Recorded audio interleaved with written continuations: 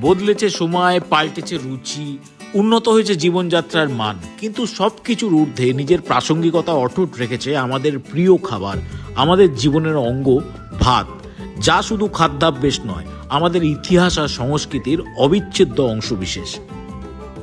ধরুন খুব জনপ্রিয় একটা সিনেমার ডায়লগ, বিরিয়ানি আর ডাল ভাতের পার্থক্য, সেখানেও কিন্তু ভাতকে এগিয়ে রাখা হয়েছে।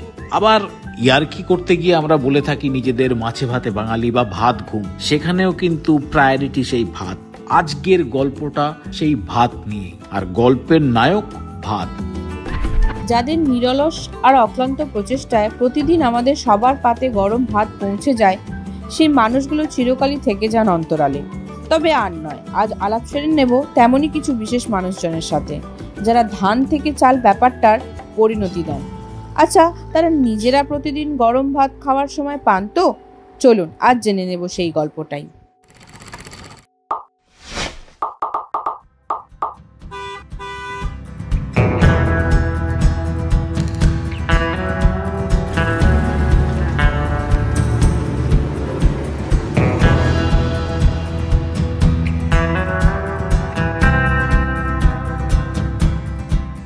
নমস্কার, এখন দাঁড়িয়ে আছি বর্ধমান জেলার খুব গুরুত্বপূর্ণ একটা জায়গায়। জায়গাটার নাম গলসি গোলগ্রাম।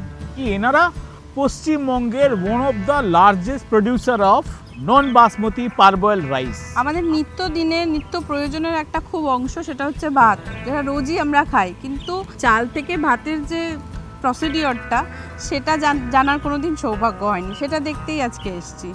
আচ্ছা, ভাত কিন্তু আমরা বলি খাওয়ার, ভাত কিন্তু শুধু খাদ্যাভ্যাস নয়। আমার মনে হয় ভাত আমাদের লোক সংস্কৃতিরও অঙ্গ। একটা খুব বিখ্যাত লাইন মনে পড়ছে, আমার সন্তান যেন থাকে দুধে ভাতে।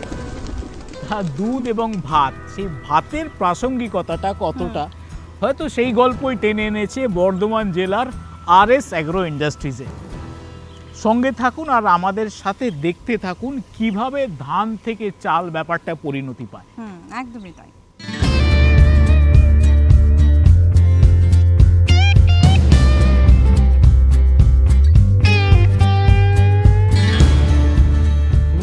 দুপুরে বা রাতে ভাত খাওয়ার সময়ের পেছনকার এত বড় কর্মযজ্ঞের কথা ঘুণাক্ষরেও মাথায় আসে না।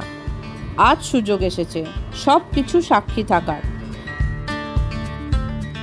বেশ, গল্পটা আপনাদের প্রথম থেকে বলি। এখানে আসা প্রতিটি ধানের বস্তা নিরীক্ষণ করা হয়। যদি সেটা এনাদের মাপকাঠিতে উত্তীর্ণ হয়, তবেই সেটা গোডাউনজাত করা হয়। কোয়ালিটি কন্ট্রোলের ব্যাপারে স্টেপ বাই স্টেপ অনেকগুলো মেজারমেন্ট ফলো আপ হয়। আমরা দেখলাম, ওনারা দেখালেন যে ট্রাক্টরে করে ধান এলো, ধান নাপলো, তারপর কি হচ্ছে, ধানগুলো আসছে, তারপরে ধান দেখা হয়, তারপর আমরা মেশিনে চেক আপ করি। মেশিনে চেক আপ করে কোয়ালিটি, গুণগত মানে কোয়ালিটি হলে আমরা মেশিনে, মানে আপনি যেটা দেখালেন রেশিও মেশিন আর একটা বোধহয় ময়েশ্চার মেশিন। আচ্ছা, মেশিন তো মেশিনের কাজ করলো, এখানে ভালো ধান কোনটা কি করে বুঝেন? ধান আমরা কোয়ালিটি দেখে বুঝতে পারি। এটা অভিজ্ঞতা। ওয়েটফুল ধান যেটা, সেটাই বুঝি ভালো, কালার ভালো। আচ্ছা, এই ধানটাকেই আমরা গুণগত মানে এটা পুরোটা এক্সপেরিয়েন্স, সব তো মেশিনের একটা লিমিটেশনস আছে। মেশিনের হয়তো মেকানিজম আছে, ইমোশন নেই, এই জন্যই অভিজ্ঞতার দাম এত।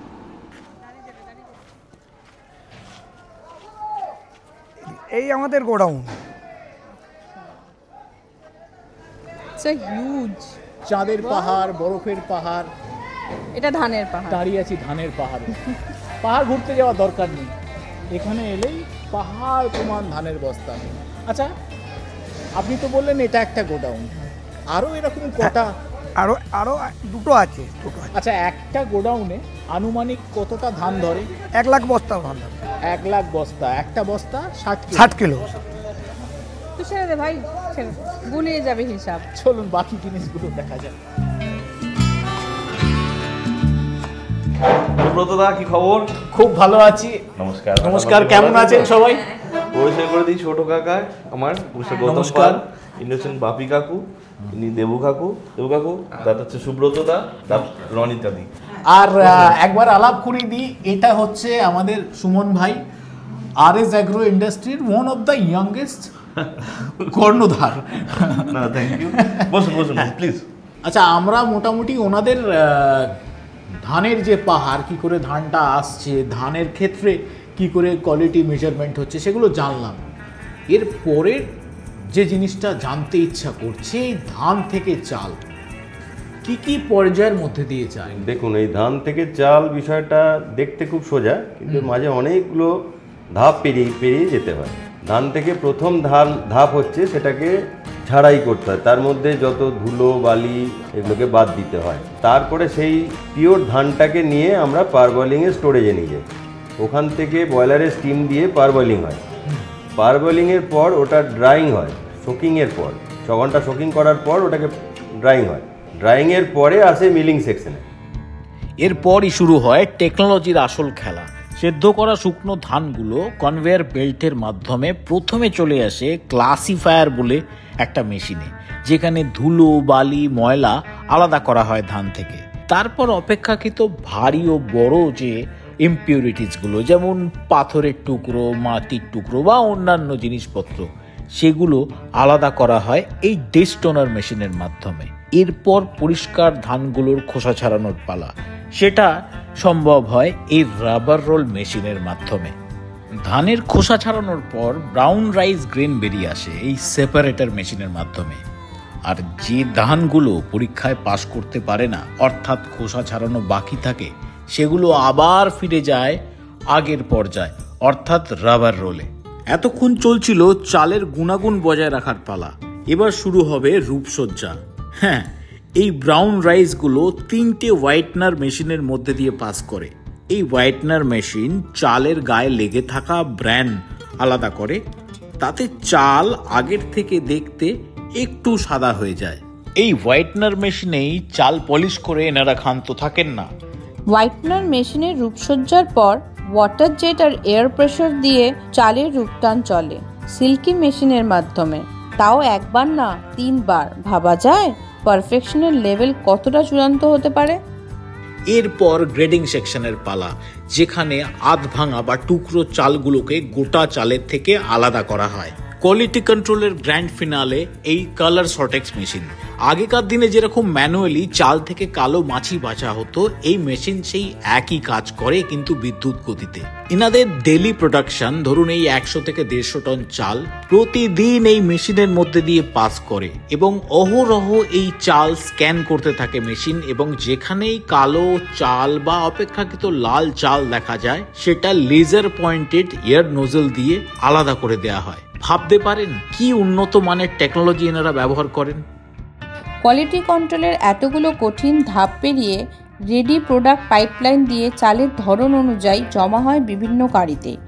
এরপর শুরু হয় চালের হিউম্যান কন্ট্যাক্ট, অর্থাৎ ম্যানুয়ালি চাল ব্যাগে ভরে ওজন করে বস্তা সেলাই করে লোড করা হয় ট্রাকে বিভিন্ন গন্তব্যের উদ্দেশ্যে। তবে প্যাকেজিংয়ের ক্ষেত্রে এনারা খুব high grade material bag use করে থাকেন, যা বিভিন্নভাবে চালকে দীর্ঘ সময় পর্যন্ত ভালো রাখে। আচ্ছা, অনেক রকম চাল রাখা আছে দেখছি সুমন। হ্যাঁ, যে চালগুলো মিলিং হচ্ছে তারই কিছু স্যাম্পেল এইভাবে আসে। আর পিছনে আর তো আরো দেখতে পাচ্ছ তোমরা, রাখা রয়েছে যে ঘন্টা ব্যাচ ওয়াইজ রাখা আছে। হ্যাঁ, প্লাস ঘন্টা ওয়াইজ রাখা থাকে। ঘন্টা ওয়াইজ রাখা আছে। এত ঘন্টার মিলিং এর পর এই চাল এসছে, এই এসছে। তো যেমন এটা ফাইনাল প্রোডাক্ট মাসকাটি চাল, এটা আমাদের। ঠিক আছে, হাতে নিয়ে দেখো দাদা, তাহলে বুঝতে পারবে।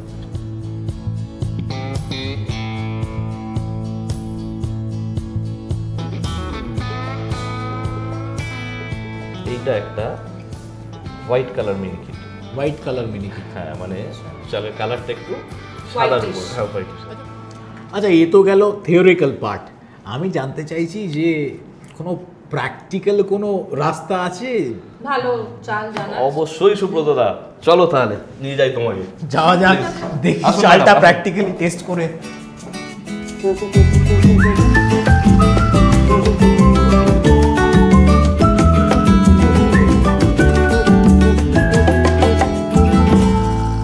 আচ্ছা, এখন যে ঘটনাটা ঘটছে আপনারা হয়তো দেখছেন, আমরা ভাব খাচ্ছি, কিন্তু এটা actually part of the quality control. ঠিক বললাম? একদমই তাই। এবং শুধু আজকে নয়, এটা প্রতিদিনেরই ঘটনা যে মিলে আমাদের যে প্রোডাকশন হয় সেই প্রোডাকশন তো এক ধরনের চাল হয় না, বিভিন্ন ধরনের চাল হয়। ধরুন মিনিকিট, মাসকাঠি, গোবিন্দভোগ, 36 থেকে শুরু করে আরও অনেক রকম চাল হয়। এবং সেই চালটার যে ভাতটা কেমন হচ্ছে, তার গুণগত মান কেমন হচ্ছে, সেটা খেতে কেমন হচ্ছে, বা কোনো রকম ডিফেক্ট আছে কি না, সেটা কিন্তু আমরা নিজেরাই খেয়ে টেস্ট করি।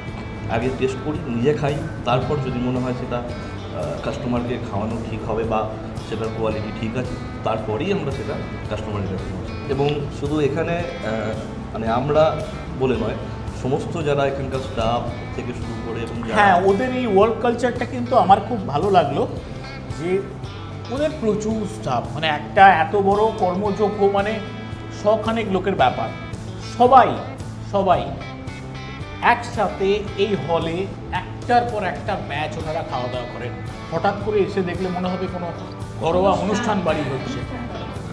তবে আমার কাছে এটা বিশাল বড় পাওনা। হ্যাঁ, কর্তৃপক্ষের পাশে বসে খাচ্ছি। আর কিছু প্রশ্ন আছে? ভাতটা নিয়ে কোনো প্রশ্ন ছিল? করে ফেলো। মিষ্টি চালটা, এটা কি চাল? এটা মিনিকিট, এটা রাজনন্দিনীর লোকাল মিনিকিট, রাজনন্দিনীর ঝাঁটি মিনিকিট। কি হয়, ধান তো বিভিন্ন জায়গা থেকে আসে, কিন্তু এই বর্ধমানের ধানের চালের এত জনপ্রিয়তা কেন? আচ্ছা, কারণ হচ্ছে বর্ধমানের চালের মধ্যে একটা, ধানের মধ্যে একটা যে চাল তৈরি হচ্ছে তার মধ্যে একটা আলাদা মিষ্টতা আছে, আলাদা স্বাদ আছে। সেই স্বাদ কিন্তু অন্য কোনো জায়গার ধানের চালে আপনি পাবেন না। এটা সেটাই ফিল করতে পারেন। হ্যাঁ, এবং এটা বর্ধমানের লোকাল যেটা ঝাঁটি মিনিকিট বলে, সেই মিনিকিটের। এই আপ্যায়নটা ভোলার নয়, আমি লিটারেলি আঙুল চাটছিলাম, আপনারা হয়তো দেখলেন। আচ্ছা, খাওয়া দাওয়া মোটামুটি শেষ পর্যায়ে, এবার খানিকটা নিজেদের জন্য চাল নিয়ে বাড়ি ফেরার পালা। চাল নিয়েছিস তুই? হ্যাঁ, নিয়েছি, অল্প একটু নিয়েছি। আসলাম, দেখলাম, ঘুরলাম, কিন্তু গল্প করলাম না, সেটা তো ঠিক নয়। এখন যার সাথে বসে আছি, এই ভদ্রলোকের বিভিন্ন রকম পরিচিতিতে মানুষ এনাকে চেনেন, আমি ব্যক্তিগতভাবে চিনি। যে প্রতিষ্ঠানে আমি এসছি আজকে, সেখানকার একজন কর্ণধারণী। আমার এখানে আড্ডা মারার কারণটা একদম আলাদা। সেটা হচ্ছে ওনার ডাকনাম ধরেই আমি ডাকছি, দেবাদা। দেবাদার একটা অনেক বড় সোশ্যাল কন্ট্রিবিউশন আছে, সেটা স্পোর্টসের জন্য। জানলে অবাক হবেন, বর্ধমান জেলায়, বর্ধমান সদরে রাজনন্দিনী কাপের একটি নকআউট ক্রিকেট টুর্নামেন্ট হয়, যেটা probably one of the largest, biggest knockout cricket tournament of West Bengal. তো দেবাদাকেই এরপর প্রশ্নটা সরাসরি করে ফেলি। তো ব্যবসা বাণিজ্য সব ঠিক আছে, এই খেলা, এত বড় টুর্নামেন্টের পেছনের গল্পটা কি? এটার জন্ম আসলে নিজে আগে একটা ক্রিকেট খেলার সঙ্গে যুক্ত ছিলাম, তারপরে এটাকে পেশা নয় নেশা করে নিয়েছিলাম। তো তারপরে মনে হয়েছিল একটা টুর্নামেন্ট করা দরকার আছে বর্ধমানের বুকে, যেটা খুব ছোট থেকে শুরু হয়েছিল, আজকে তার বৃহত্তর রূপ ধারণ করে। এই রাজনন্দিনী নামটা, রাজনন্দিনী হলো কিভাবে? আমরা অ্যাকচুয়ালি এই রাইস মিল ব্যবসায় 2006 সাল থেকে আমরা শুরু করি। 2008 সাল আসার পর আমাদের মনে হলো শুধু প্রোডাকশানই থেমে থাকলে চলবে না। তো 2008 সাল থেকে আমরা সিরিয়াসলি ব্র্যান্ডিংয়ের কথা চিন্তা ভাবনা করলাম। রাজনন্দিনী অ্যাকচুয়ালি মা অভয় বা দুর্গার আর এক নাম রাজনন্দিনী, সেই কারণে আমাদের মাথায় এলো রাজনন্দিনী ব্র্যান্ড। আমাদের মূলত যে লক্ষ্য, কোয়ালিটি যাওয়ার মোটো, ভালো কোয়ালিটির চাল করে লোককে সঠিক দামে, আমি চাইবো ইন্ডিয়ার প্রত্যেকটা কোনায় মানুষ এই চাল খায়। আমি লোককে একবারই বলবো নিতে, এই চাল একবার নিক, ইউজ করুক, তাহলে এর মধ্যে কি আছে না আছে সেটা কাস্টমার আস্তে আস্তে বুঝতে পারে। কারণ আমি আগেই বলে দিয়েছি, কোয়ালিটি যাওয়ার মোটো। আজকে তাহলে আসি, আমার তো দেখা হবে রাজনন্দিনীর সাথে রান্নাঘরে। দাদা, আমিও আসছি। তবে আমার দেখা হচ্ছে রাজনন্দিনী কাপে। খুব শিগগিরই অনুষ্ঠিত হতে চলেছে রাজনন্দিনী কাপ 2025। আপনারা আসছেন তো? অবশ্যই আসবেন। তো বলছিলি চাল নিয়েছিস? হ্যাঁ, বললাম তো, বাড়িতে খাওয়ার জন্য অল্প একটু চাল নিয়েছি গাড়িতে। এটা অল্প? সিরিয়াসলি? আমরা তো এত চাল নিয়ে যাচ্ছি এত বাড়িতে। না, আমরা বাড়িতে খাওয়ার জন্য অল্প একটু চাল নিয়ে যাচ্ছি। রাজনন্দিনী মিনিকিট আছে, পিওর মিনিকিট আছে, বাঁশকাঠি, গোবিন্দভোগ, আর কি আছে, আমরা আর তো যা নিয়ে আছে যাচ্ছি। আছে। আমরা তো নিয়ে যাচ্ছি, আপনারাও যদি কিন্তু চান। সেটা বড় কথা নয়। আচ্ছা ওকে, বড় কথাটা তাহলে কি? বড় কথা হচ্ছে আমরা তো চাল নিয়ে গেলাম, আপনি কোত্থেকে পাবেন? আপনি আপনার নিয়ারেস্ট ই-কমার্স স্টোরগুলোতে যেতে পারেন, ডিপার্টমেন্টাল স্টোরগুলোতে যেতে পারেন। এছাড়া বর্ধমান শহরে ওনারা বর্ধমান শহরে ডেলিভারিও করে, হোম ডেলিভারি করেন, আস্তে আস্তে কলকাতাতেও করবেন, এক্সপ্যান্ড করছেন ওনারা। এরপর যদি আপনার নিতান্তই মনে হয় রাজনন্দিনী চাল খাবো, ওনাদের ওয়েবসাইট বা গুগলে ওনাদের ফোন নাম্বার পেয়ে যাবেন, এনকোয়ারি করবেন, যদি সম্ভব হয় ওনারা নিশ্চয়ই পাঠাবেন আপনাদের কাছে চাল, সেটা পরিস্থিতি সাপেক্ষ। জানেন এরকম কোনো প্রতিষ্ঠানে এলে ভীষণ ভালো লাগে। এনাদের উদ্যম, চেষ্টা, না শুধু চেষ্টা নয় বরং অবিরাম চেষ্টা, প্রতিদিন আরও ভালো কিছু করার। এনারা কেমন যেন বিনা প্রতিশ্রুতিতেই দায়বদ্ধ ভালো চাল তাদের ক্রেতাদের কাছে পৌঁছে দেওয়ার ব্যাপারে, যেটা আমাকে ভীষণ আপ্লুত করেছে। আমাদের এই বাংলার অন্য ঘর ভিডিওটি যদি আপনাদের ভালো লেগে থাকে তাহলে চ্যানেলটি সাবস্ক্রাইব করুন, ভিডিওটি লাইক করুন এবং পারলে বন্ধু বান্ধবদের সাথে শেয়ার করুন।